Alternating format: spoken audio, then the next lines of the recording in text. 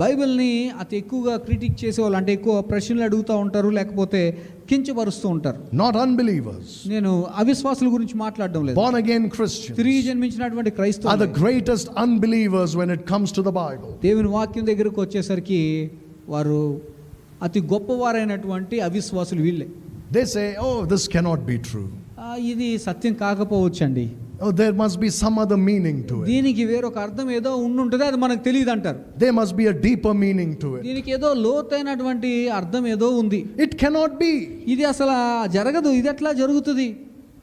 A Bible believer believes what God said. కానీ బైబిల్ని విశ్వసించేటువంటి క్రైస్తవుడు దేవుడు ఏ మాటలైతే ఇందులో రాశారో ఉంచారో వాటిని 100% నమ్ముతాడు. That's why words are important. అందుకనే ప్రతి మాట కూడా ప్రాముఖ్యమైనది. That's why which Bible, the question which Bible is so important. కనుక ఏ బైబిల్ అతి ప్రాముఖ్యమైనది అన్నది చాలా ప్రాముఖ్యమైన ప్రశ్న. Look at